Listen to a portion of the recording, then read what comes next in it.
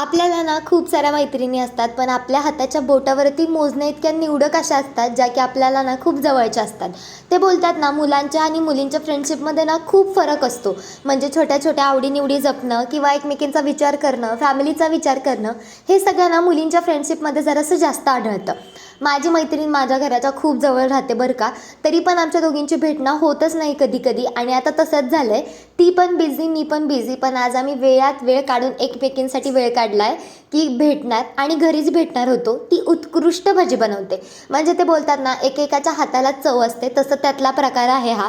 खूप simple recipe आहे, म्हणजे बघितलं असेल तुम्ही व्हिडिओमध्ये. काहीच नाही केलं, कांदा चिरून त्याच्यामध्ये कोथिंबीर, हळद, मीठ आणि मिरची आणि लसणाची पेस्ट टाकली आहे, पण इतकी उत्कृष्ट भजी झाली होती. वेगळं पाणी त्याच्यामध्ये ॲड करायचं नाही, कांद्याचंच पाणी जे सुटलेलं असतं ना, त्याच्यामध्येच बेसन पीठ टाकायचं आणि भजी काढून घ्यायची. तुम्ही एकदा नक्की घरी ट्राय करून बघा, खूप छान भजी लागतात जर तुम्ही लसूण त्याच्यामध्ये टाकत नसाल. आता तिने माझ्यासाठी भजी केलेत म्हटल्यानंतर माझं पण काम पडतं की मी तिच्यासाठी काहीतरी बनवावं. मग मी तिच्यासाठी ढोकळा बनवला. आता ढोकळ्याचं प्रिमिक्स माझ्याकडे आयतं आहे, म्हणजे त्याच्यामध्ये काहीच टाकावं लागत नाही. घरगुती प्रिमिक्स बनवलेलं आहे ते, की त्याच्यामध्ये आपल्याला काहीच म्हणजे काहीच टाकावं लागत नाही. फक्त पाणी टाकायचं आणि तुम्हाला एक्सेस जर काय टाकायचं असेल तर तुम्ही टाकू शकता. जसं की तुम्ही व्हिडिओमध्ये बघितलं, मी कॉर्नची पेस्ट टाकली, म्हणजे माझ्याकडे भरपूर कॉर्न होते, मग त्याची पेस्ट केली आणि ती त्याच्यामध्ये ॲड केली. आता कॉर्नची पेस्ट टाकल्यामुळे ना एवढा ढोकळा फ्लफी बनत नाही.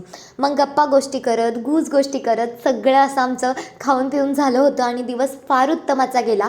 बाहेर इतका जोराचा पाऊस होता ना, कुठं जाणं तर काही शक्य नव्हतं, पण ही छोटीशी भेट खूप लक्षात राहील. मग सगळं झालं, ढोकळा झाला, भजी पण खाऊन झाले, चहाशिवाय तर काही गत्यंतरच नाही.